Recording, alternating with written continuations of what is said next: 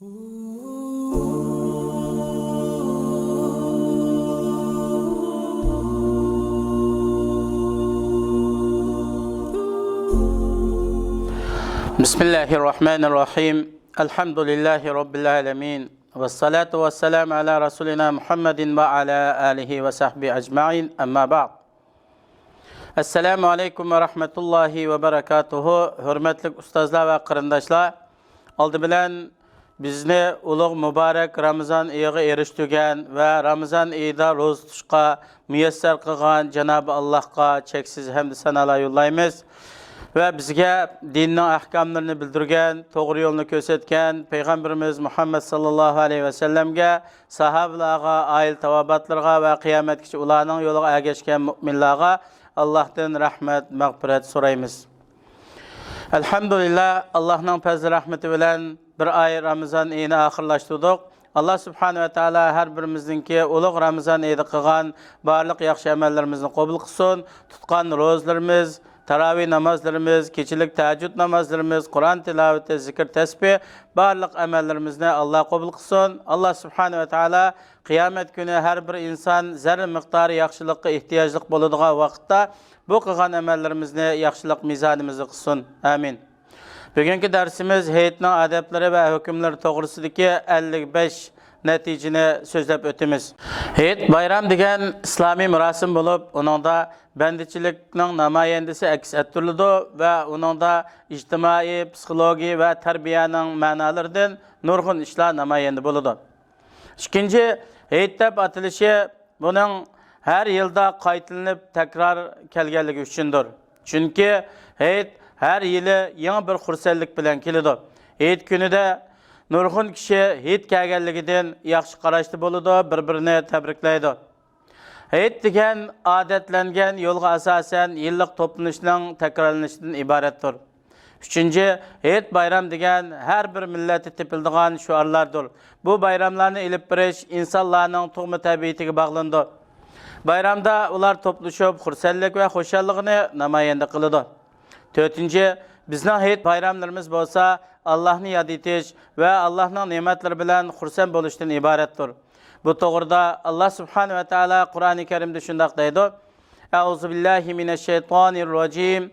Qul bi fadlillahi va bi rahmatihi fabizalika falyafrahu huve hayrun mimma yecmaun. Oyatning qisqa tarjimasi aytganki, ular Allah'ın fazli ve rahmetinden xoşal bolsun. Bu ularning yiqqan dünya mallarından yaxşıdır. Yunus suresi 58. ayet. Bizden başkalarının hayit bayramları bolsa, şirik, küfür, psixofujur ve hurafatlıktan ibarettir. 5. Bizning dinimizde hayit bayramlar bekitilgan. Müslümanlar üçün fakat 3 bayram var. Her haftada tekrarlanıp turadigan bayram u bolsumu cuma kunidan ibarettir. Her yılda bir qitim keladigan 2 bayram u bolsumu Roza hayit ve Qurban hayit bayramidan ibarettir. Anas radıyallahu anhu mundaq deydi: Peygamber Ekrem sallallahu aleyhi ve sellem Medine'ye kelgan vaqtida Medine ahli bayram qiladigan, ko'ngil ochadigan 2 kun bor edi. Peygamber aleyhisselam bu ikkisi qanday kun deb so'raganda ular bu 2 kun biz jahiliyat davrida bayram qilib ko'ngil ochadigan kun dedi. Peygamber aleyhisselam hakikaten Allah Teala sizlarga bu 2 kundan yaxshi bo'lgan 2 kunni almashtirib berdi. O bolsumu Qurban hayit günü ve Roza hayit günüdür dedi. 6. Müslümanlarning hayit bayramları ma'nolarini bilib, maqsadlarini tushunib, ilib berish talab qilinadigan Allohning shuarlaridan iboratdir. Bu to'g'rida Peygamberimiz sallallohu alayhi ve sellem mundaq deydi: Her bir millatning hayit bayrami bor. Bu bizning hayitimiz. Bu 2 bayram Müslümanlarga xos bo'lib, ularning bundan boshqa bayrami yo'q. Chunki Müslümanlarning kafir müşriklarga xos bo'lgan hayit bayram faoliyat murasimlarda ularga o'xshilishi to'g'ri bo'lmaydi. 7. Müslümanlarning hayit bayramlari Alloh taologa yaqinlashadigan ibodatdir. Bu bayramda Allohni ulug'lash, Allohning ato qilgan ne'matlarga xursand bo'lish bo'lib, bu katta ibodatga aloqador bo'ladi. 8. Roza hayit bayrami bo'lsa, kunduzlari roza tutib, kechalari qiyomda turgan Ramazan ayının xulosasi bo'lib keladi. Qurban bayrami bo'lsa, hajdan iborat katta shuarlarning orasida bo'ladi. Ya'ni Qurban bayramidan bir kun burun kunlarning afzali bo'lgan Arafat kuni bo'ladi. Har ikki bayram islom asoslaridan bo'lgan bir asosga aloqador bo'ladi. Bizning bayramlarimiz olamlarning Robbi bo'lgan Allohga qilingan taat ibodatlar mukammal bo'lgandan keyin bo'ladi. 9. Ro'za Hayit kunidagi eng katta ish Hayit namoziga chiqishdan ilgari fitr sadiqasini ado qilish bo'lib, bu ro'zadorga poklik va miskinlarga yemeklikdir. 10. Hayit bayram kunlarida ro'za tutish mutlaq harom bo'ladi.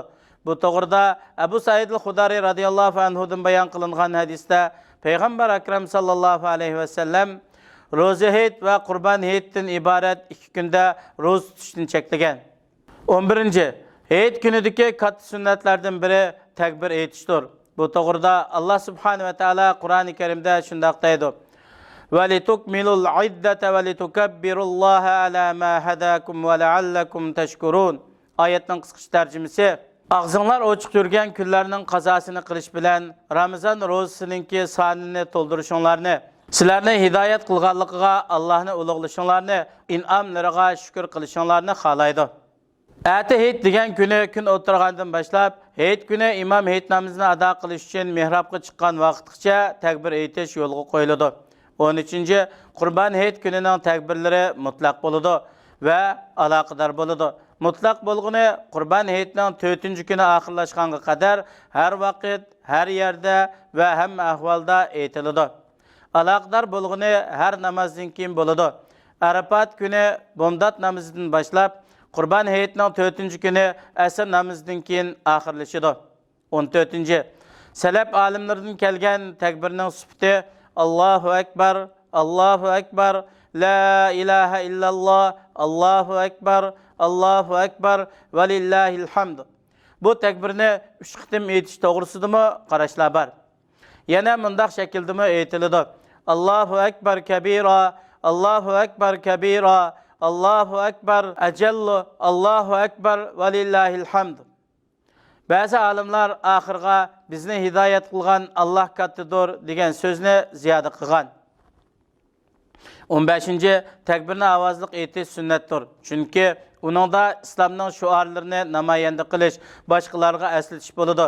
Kishilarning muqim bo'lsin yoki safarda bo'lsin, Hayit kunida masjidlarda, uylarda va yo'llarda takbirni izhor qilishi yaxshi bo'ladi. Firyabi sahih isnad bilan Abu Abdurrahman Sulaymdan bayon qilgan asarda ilgirkilar Qurban Hayit kunida takbirni ro'za Hayit kunidagidanmi bek ko'p qiladi degan. 16. Takbirni ko'pchilik bir xil ritm va bir xil ovozda aytmaydi. Yoki ikki guruh bo'lib, biri aytib bo'lsa, yana biri aytadigan ish bo'lmaydi. Bundaq ish ilgirki salaf solihlarning qilganiga zid bo'lgan, yangidan paydo bo'lgan ish hisoblanadi. To'g'risi, har bir kishi ayrim-ayrim holatda takbir aytadi. Ular maqsad qilmasdan ovozi birlashib qolsa, buning ziyni bo'lmaydi. 17. Payg'ambar alayhisolamning Hayit kunidagi sunnatlaridan pokiz bo'lib, chiroyli kiyinib, xushbo'y narsalarni ishlatish. Har kishi o'zining chiroyli kiyimlarini kiyish kerak. 18. Ayol Hayit namoziga shar'iy hijobi bilan chiqishi kerak.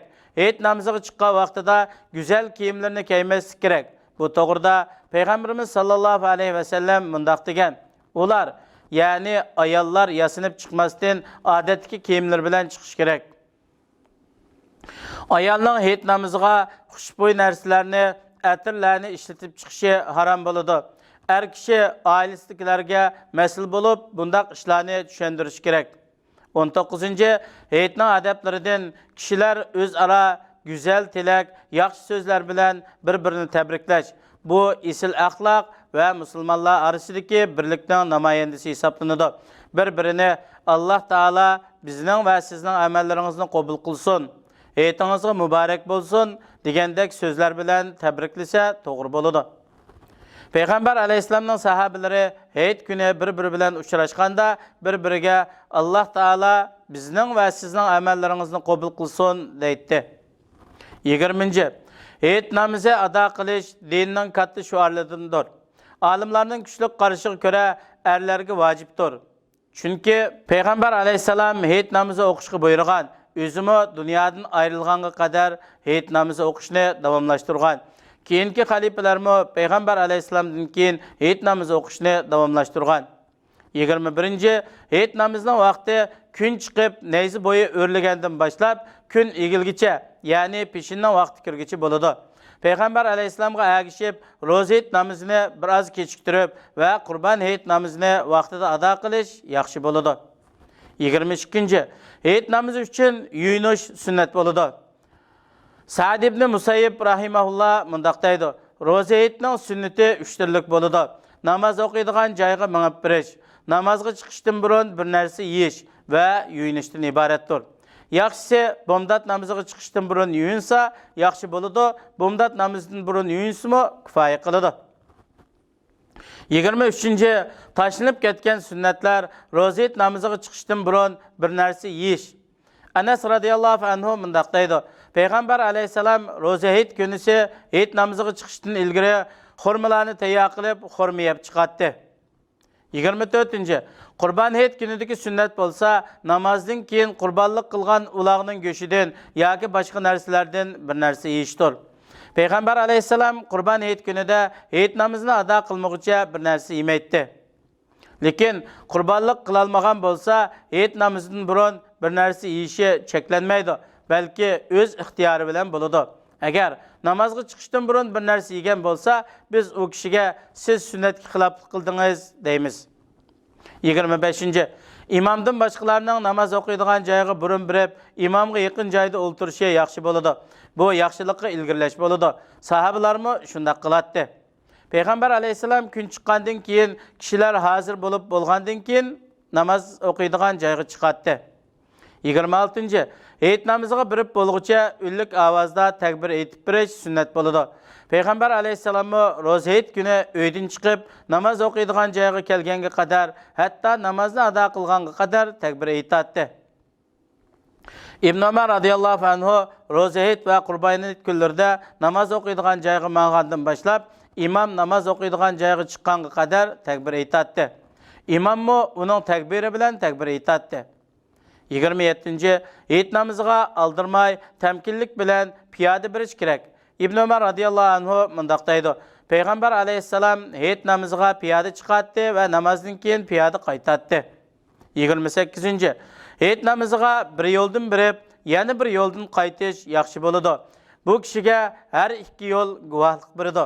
Bu Payg'ambar alayhissalomning qilganiga agishish, islomning shuarini izhor qilish, halimizning Allohning roziligi va mag'firatiga o'zgarishidan yaxshilik hosil qilish, diniy qarindoshlari va yaqin yo'riqlarga salom berish uchundir.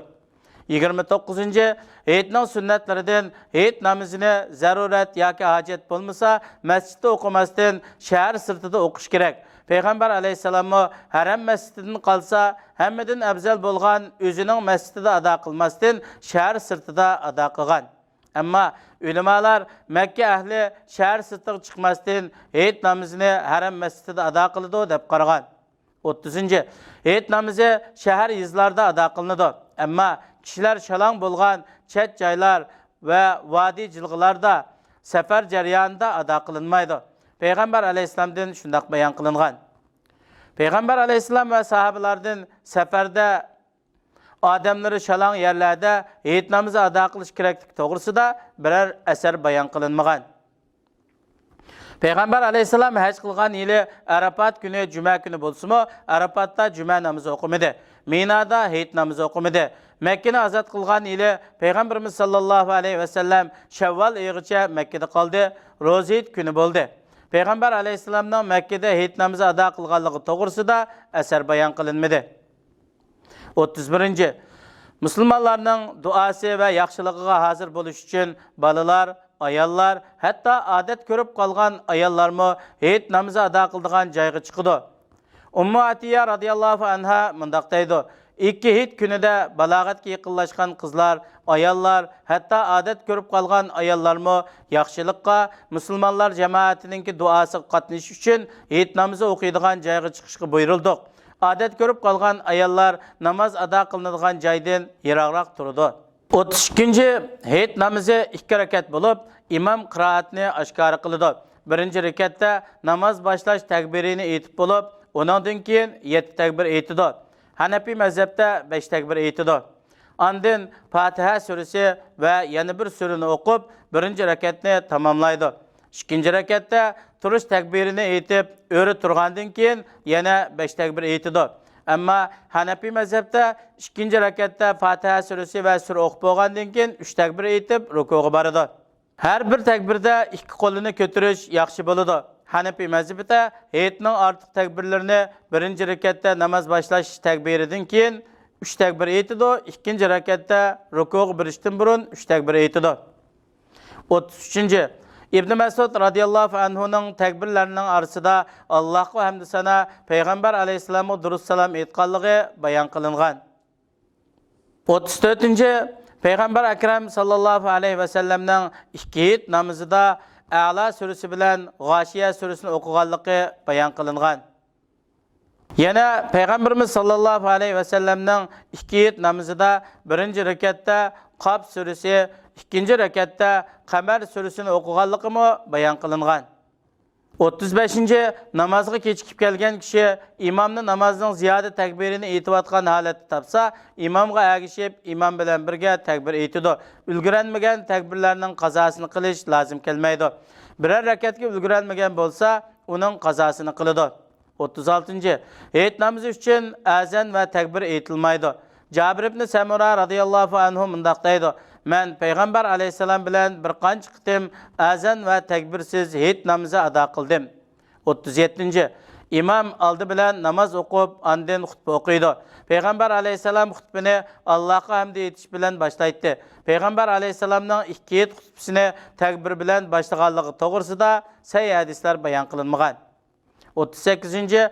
Xutba sünnet bo'lib, uningga hozir bo'lish va quloq silib anglash yo'lga qo'yilgan. Chunki Peygamber aleyhisselam hayit namozi o'qib bo'lib, mundaq degan: "Ketishni xohlaganlar ketsin, xutba tinglashni xohlaganlar xutba tinglashsin." 39. Hayit namoziga ulgurolmagan kishi kuchli qarashda uning qazosini qiladi.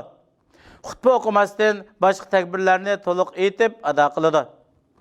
40. İmam xutba o'qiyotganda hayit namoziga kelgan kishi ikki yaxshilikni jug'lash uchun oldi bilan xutba tinglashaydi, undan keyin namozning qazosini qiladi. 41. Hayit namozidan burunmi yoki keyinmi nafl namoz o'qilmaydi. Chunki Peygamber Ekrem sallallahu aleyhi ve sellem hayit kunida namoz o'qiydigan joyga chiqqanda 2 rakat hayit namozlar o'qigan. Eningdan burunmi va keyinmi namoz o'qimagan. Agar hayit namozini masjidda o'qigan vaqtida masjid kirganda 2 rakat masjid hurmati tahayyatul masjid namozi o'qiydi. 42. Hayit kuni juma kunida bo'lsa, hayit namoziga hozir bo'lgan kishilarning juma namozini o'qimasligiga ruxsat qilingan. Bu to'g'rida Peygamberimiz sallallohu aleyhi ve sellem mundaq degan: "Mushu kunda sizlarga 2 hayit birga kelsa, hayit namozi xohlagan kishiga juma namozidan kifoya qiladi. Ammo biz juma namozini o'qiymiz." O'zi yalg'iz bo'lsin yoki jamoat bo'lsin, peshin namozini o'z vaqtida uyda ado qiladi. Agar kishilar bilan birga juma namozini ado qilsa, yaxshi bo'ladi. Bu kunda masjidda peshin namozi o'qilmaydi, masjidmi ochilmaydi va peshin namozi uchun azanmi aytilmaydi.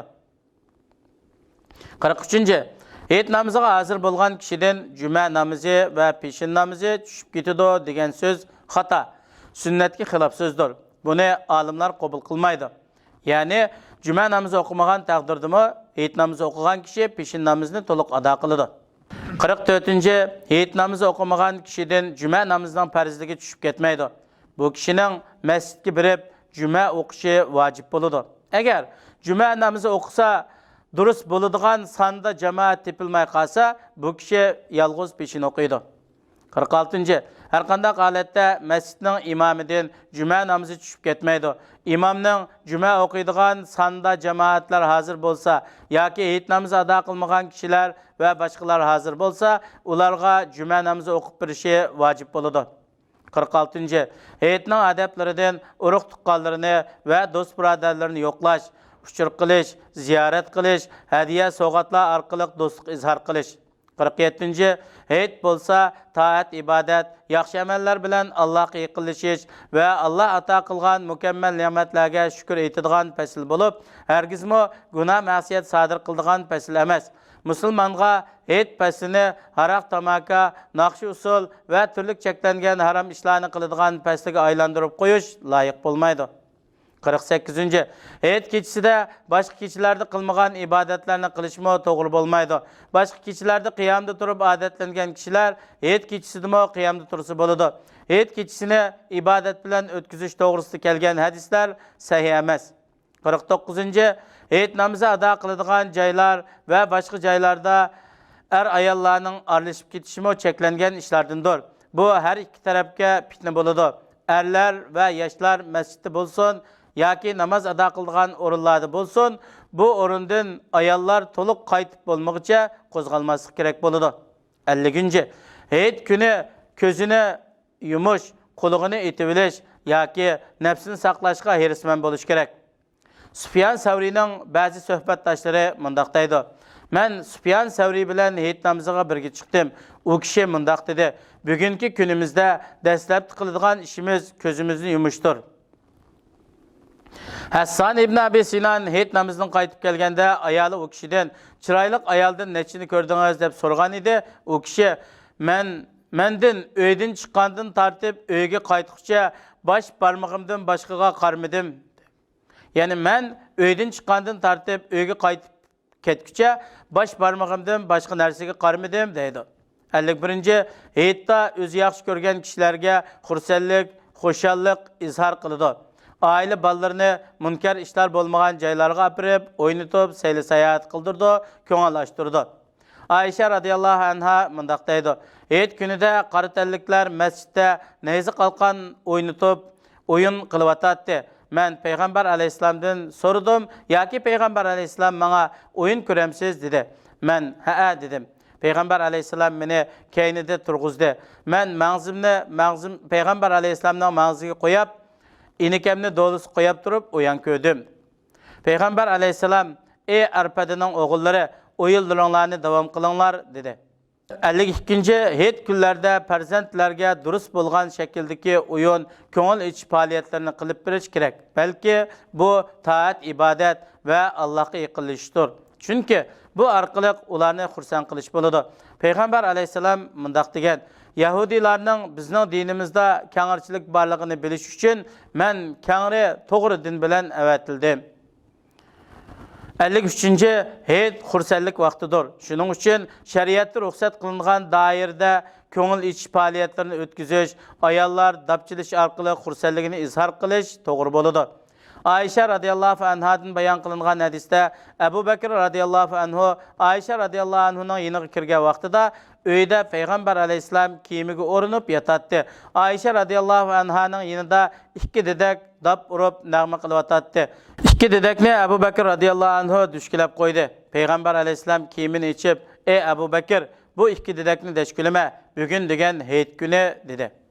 Bu hadis heyit vaqtida ayollarning dapchilishining to'g'ri bo'lganligini, shuningdek durust bo'lgan so'zlar bilan nag'ma qilish, she'r o'qish qatorliq ishlarningki durust ekanligini bildirdi.